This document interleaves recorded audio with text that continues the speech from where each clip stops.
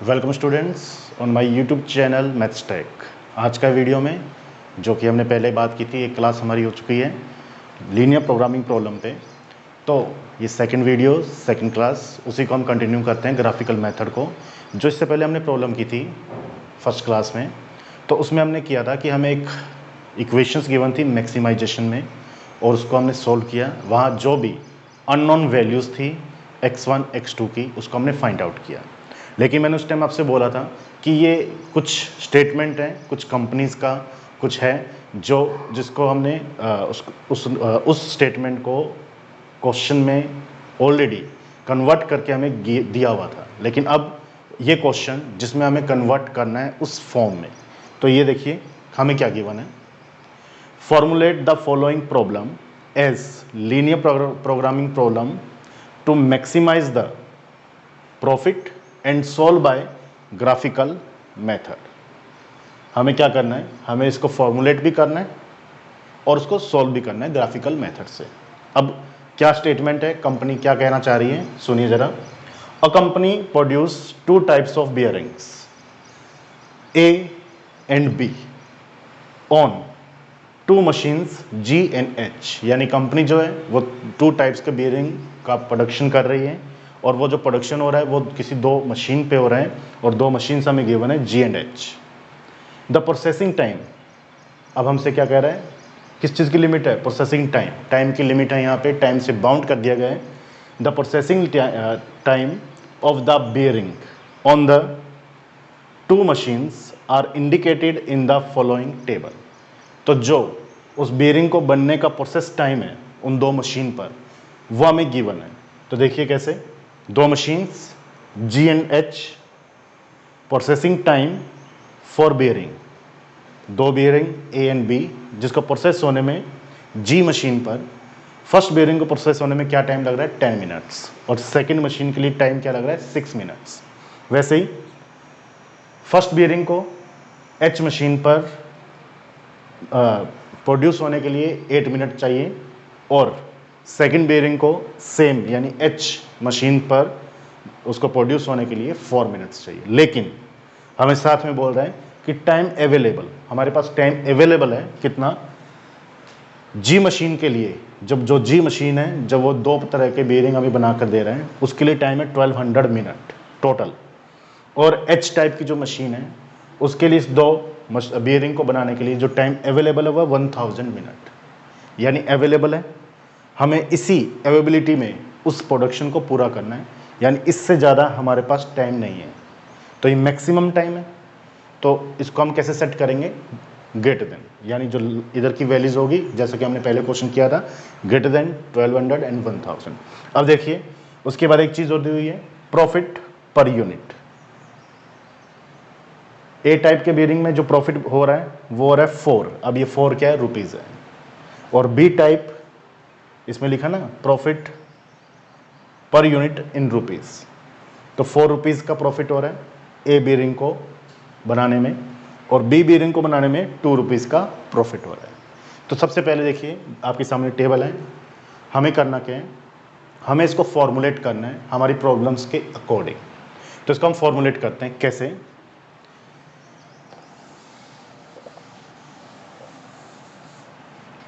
यहां एक चीज देखना है, क्या लिखा है, एक वर्ड है प्रॉफिट। प्रॉफिट का मतलब क्या हुआ, मैंने कल बताया था, अगर मैक्सिमम है प्रॉब्लम में तो इसका मतलब क्या हुआ, कंपनी चाह रही है कि उसको ज़्यादा से ज़्यादा प्रॉफिट हो, और मिनिमम अगर किसी क्वेश्चन में है तो कंपनी ये चाहेगी कि उसका जो रिस्क फैक्टर है या जो उसके खर्चे वगैरह हैं वो कम से कम हो। तो प्रॉफिट का मतलब है हमारी जो प्रॉब्लम की स्टेटमेंट रहेगी, जो हमारी प्रॉब्लम रहेगी वो किस फॉर्म में होगी, मैक्सिमम फॉर्म में। तो हम लिखेंगे मैक्सिमम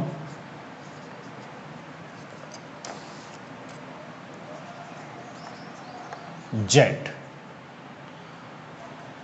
कितने रुपए का प्रॉफिट है, 4 and 2, फर्स्ट बेयरिंग के लिए और सेकंड बेयरिंग के लिए। तो फर्स्ट बेयरिंग को मैंने मान लिया x1, सेकंड बेयरिंग के लिए मैं मान लेता हूं x2।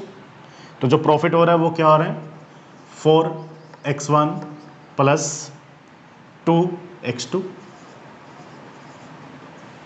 कुछ इस तरह से हम लिख सकते हैं।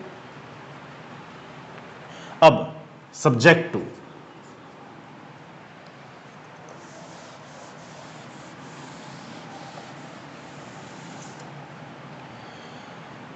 ए बेरिंग को प्रोड्यूस होने में 10 मिनट हमें चाहिए और बी बेरिंग के लिए प्रोड्यूस करने में 6 मिनट चाहिए। किस मशीन के लिए? फर्स्ट मशीन, जिसको मान लिया जी।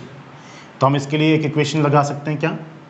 10x1 + 6x2 और मैक्सिमम अवेलेबिलिटी हमारे पास है 1200 मिनट की। इसका मतलब इससे ज़्यादा नहीं है, तो मैक्सिमम टू मैक्सिमम हमारे पास क्या होगा? 1200, और तो इससे ज़्यादा होगा ही नहीं। Second, 8x1 + 4x2, similarly 8x1 + 4x2 is greater than equals to maximum available time कितना है? 1000 मिनट, तो 1000। क्लियर? और x1 x2 क्या रहेंगे? वो ग्रेटर देन इक्वल्स टू 0 ही होंगे, क्योंकि अवेलेबिलिटी होगी। अगर उसको प्रॉफिट हो रहा है तो प्रॉफिट कब हो रहा है? जब वो 0 से ज़्यादा उसकी अवेलेबिलिटी, तो 0 से ज़्यादा ही होगी। नेगेटिव तो होगा ही नहीं, नेगेटिव अगर हो गया तो उसको प्रॉफिट कहाँ से होगा? फिर तो लॉस हो जाएगा। तो x1 x2 is greater than equals to 0। तो ये क्वेश्चन कल हमें यहाँ से हमने शुरू किया था सोल्व करना, लेकिन आज हमने स्टेटमेंट के थ्रू, इस टेबल के थ्रू हमने इस क्वेश्चन को हमारा जनरेट किया।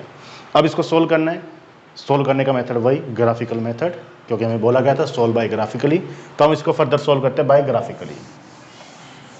तो ग्राफिकली से सोल्व करने के लिए हमें क्या चाहिए? मैंने कल भी बताया था, पहले भी बताया था आपको फर्स्ट वीडियो में।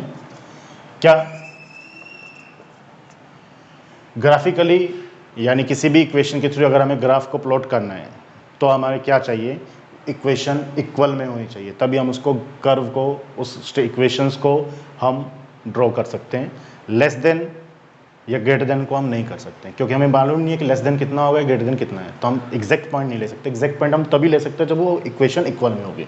तो हम let us assume given equation maximum z is equals to 4x1 + 2x2 subject to 10x1 + 6x2 is equals to 1200 and 8x1 + 4x2 is equals to 1000 and x1 x2 is greater than equals to 0। अब फिर से हमें graph को plot करना है। दो variable हैं x1 and x2। उसके लिए हमें जब कर्व को ट्रेस करना है तो हम कुछ इस तरह से करेंगे। फिर से x1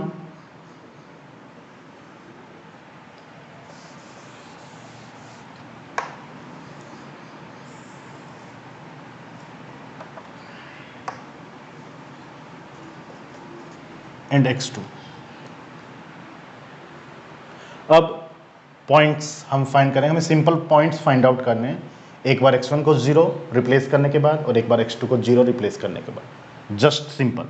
तो इस इक्वेशन से देखिए, फर्स्ट पॉइंट जब मैं x1 को 0 करूंगा तो x2 कितना आ जाएगा? 200 होगा, और जब x2 को 0 कर दूंगा तो x1 कितना आएगा? 120। दो पॉइंट्स हो गए इसके लिए। इसके लिए 2 पॉइंट्स जो हम फाइंड आउट करेंगे।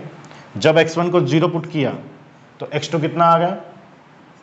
250, और जब x2 को 0 पुट किया तो x1 कितना आ गया?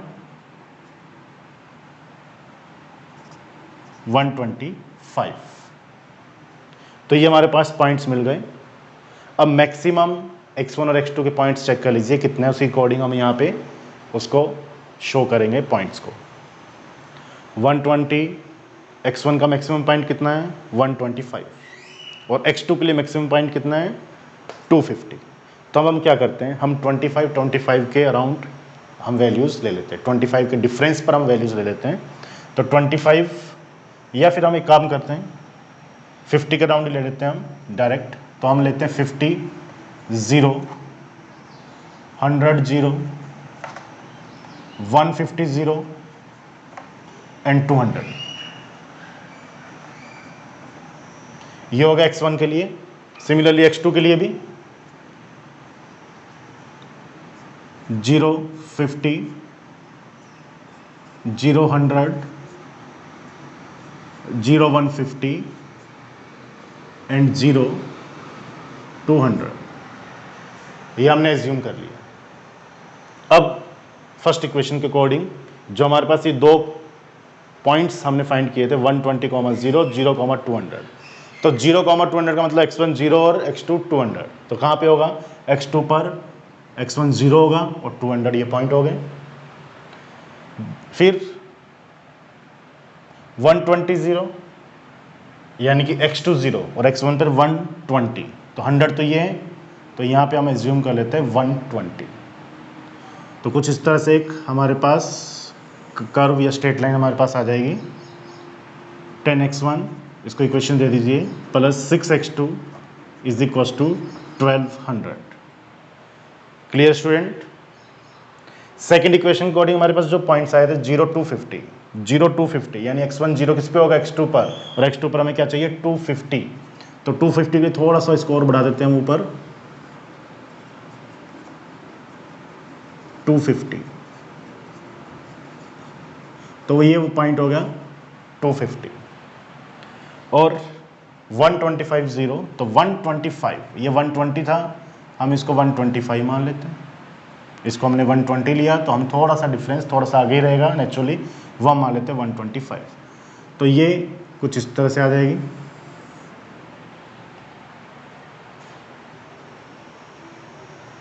अब इन दोनों इक्वेशन के जब हमने कर्व को प्लॉट किया, अब दोनों क्या था, लेस देन है, लेस देन है, तो मैंने बताया था क्या कौन सा एरिया हमारा रहेगा, वो एरिया जो कि टुवार्ड्स द ओरिजिन है।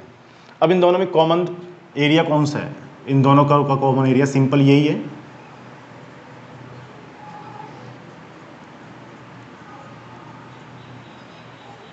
यही एरिया सिंपल।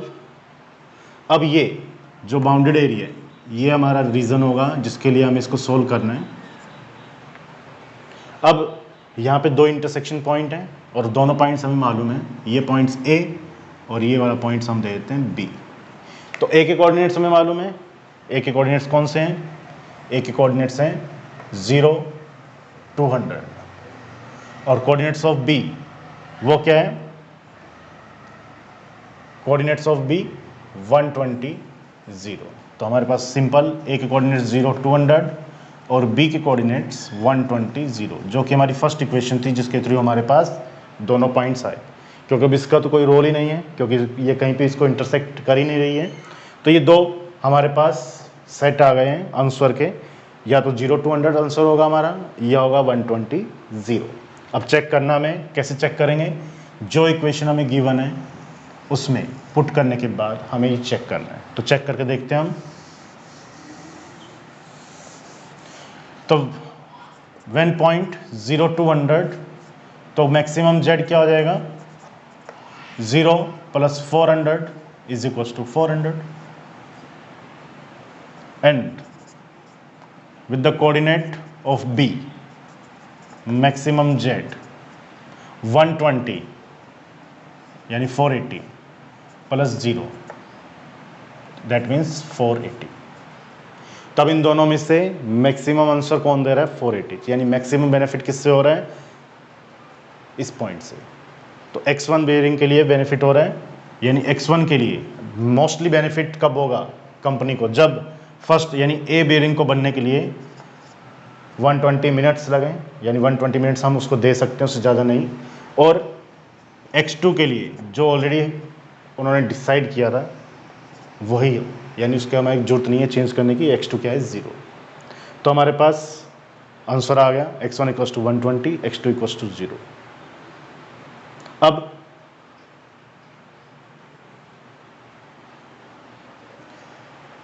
ये हमारा आंसर है, x1 = 120, x2 = 0। क्लियर है। अब इस सॉल्यूशन के लिए हम क्या लिखेंगे, ये सॉल्यूशन कौन सा सॉल्यूशन है, क्या सॉल्यूशन होगा ये,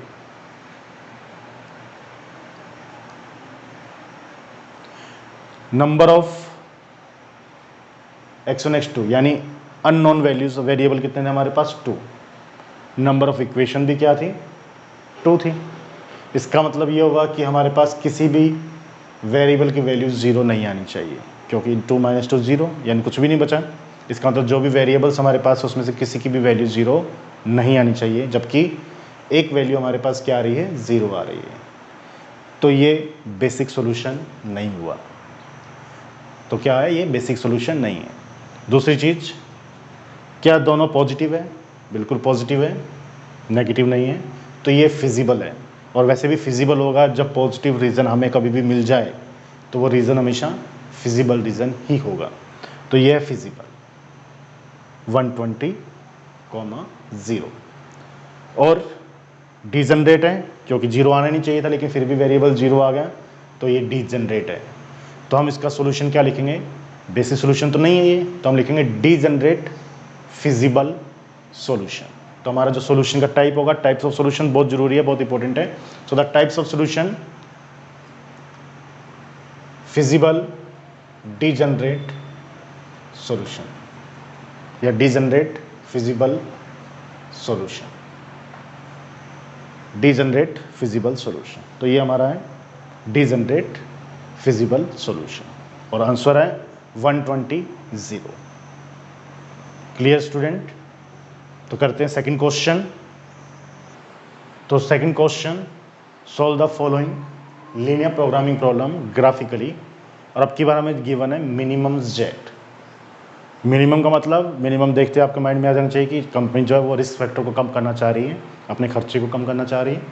तो minimum Z equals to 20x1 + 10x2 subject to x1 + 2x2 less than equals to 40, 3x1 + x2 greater than equals to 30 and 4x1 + 3x2 greater than equals to 60 and x1 x2 is naturally greater than equals to 0। तो सबसे पहले वही graphically हमें solve करना है। किसी भी production का स्टेटमेंट है जिसको इसने मैथमेटिकली फॉर्म में पहले से ऑलरेडी हमें दिया हुआ है, तो हमें क्या करना है, सबसे पहले हमें ग्राफिकली मेथड के लिए इसको इक्वल की फॉर्म में शो करना होगा। तो मैं इसको इक्वल के फॉर्म में शो कर रहा हूँ, डायरेक्ट शो कर रहा हूँ, जो भी हमारे पास इक्वेशन गिवन है। तो हमें क्या करना है, उसको इक्वल के फॉर्म में शो करना है, जबकि एक्चुअल साइन क्या था, फर्स्ट इक्वेशन के लिए था लेस देन इक्वल्स टू, और इसके लिए ग्रेटर देन, और इसके लिए ग्रेटर देन, क्योंकि हमें ये बाद में इसके वैल्यूज़ हमें चाहिएगी। हमें ये देखना होगा कि लेस देन ग्रेटर देन कैसे है, क्योंकि हमें एरिया जो फाइंड आउट करना होगा वो इसी के बिहाफ पे होगा, इसलिए इसको हमें रखना होगा। तो मैंने लिख दिया एक बार इसको, तीनों इक्वेशन को इक्वल के, x1 + 2x2 इक्वल्स टू 40, क्योंकि हमें ग्राफ को ट्रेस करने के लिए इक्वल के हमें इस इक्वेशन को इक्वल्स टू शो कर दिया। अब 1 बाय 1 तीनों की वैल्यूज़ हम फाइंड आउट कर लेते हैं। तो सबसे पहले फर्स्ट इक्वेशन के लिए, जब x1 0 तो x2 क्या आएगा 20, और जब x2 0 तो x1 कितना आएगा 40। ये था फर्स्ट इक्वेशन के कोऑर्डिनेट्स। सेकंड इक्वेशन के लिए 3x1 + x2 equals to 30, x1 0 तो 30 और x2 0 तो 10, ये सेकंड का। थर्ड के लिए 4x1 + 3x2 इक्वल्स टू 60, तो 0, 20। जब 0 पुट किया तो x2 कितना आ गया 20, और जब x2 0 करेंगे तो x1 कितना आएगा 15। अब x1 x2 को हम इन तीनों स्ट्रेट लाइंस को प्लॉट कर लेते हैं हम x1 x2 की एक्सिस पर, x1 x2।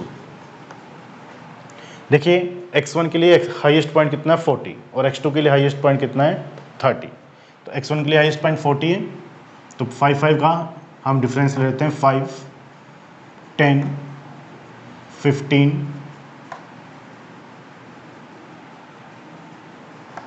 20। 5 के अकॉर्डिंग कुछ ज़्यादा हो जाएगा, हम इसमें 10 का लेके चल लेते हैं। हम यहाँ डिफरेंस ले लेते हैं 10 का, तो 10 का लेके चलते हैं। देखिए 10, 0, 20, 0, 30, 0, 40, 0।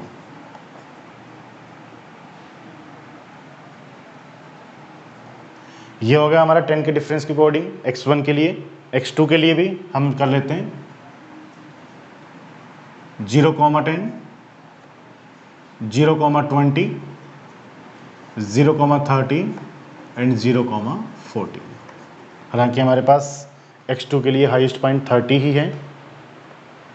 अब फर्स्ट 0, 20 एंड 40, 0, तो 0, 20 that means this point, 0, 20 and 40, 0 that means this।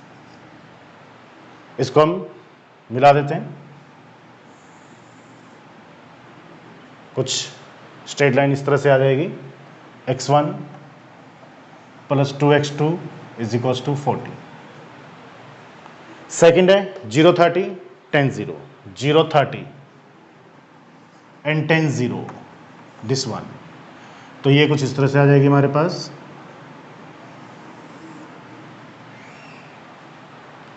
Zero 30 10 0, और ये इक्वेशन क्या है? इक्वेशन है 3x1 plus x2 equals to 30। Last 0 20 15 0, तो 0 20 एंड 15 0, तो 0 20 हमारे पास यही सेम है, एंड 15 0, तो 15 ये मिड पॉइंट हो जाएगा 10 और 20 के बीच का, तो 0 20 से ये एक स्ट्रेट लाइन और आ जाएगी हमारे पास, और इसकी इक्वेशन हम लिख देते हैं 4x1 plus 3x2 is equals to 60। Clear है स्टूडेंट्स? अब देखिए रीजन, कौन सा रीजन हमें चाहिए। मैं फिर से इस इक्वल के साइन की जगह जो ओरिजिनल साइन था वो मैं लगा देता हूं यहां पे। इसके लिए less than equals to, greater than equals to, greater than equals to. Less than equation के लिए जो रीजन हमें लेना होगा वो टुवार्ड्स द ओरिजिन होगा। अब इस इक्वेशन के लिए, यानी ये कर्व की जो इक्वेशन ये है, इसके लिए अगर हम एरिया जो हम फाइंड आउट करेंगे या एरिया की जो हम बात करेंगे, वो एरिया कंसीडर करेगा कुछ ये हमारा।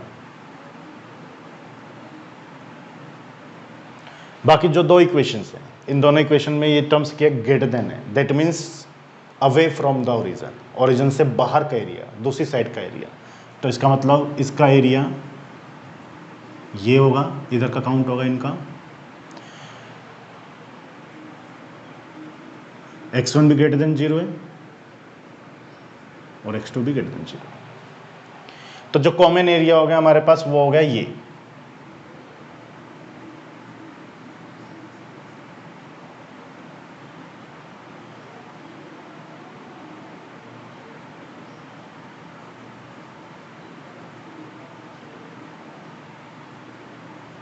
ये हमारे पास कॉमन रीजन आ गया जिसको हमें फाइंड आउट करना है, जिसके लिए हमें कंप्लीट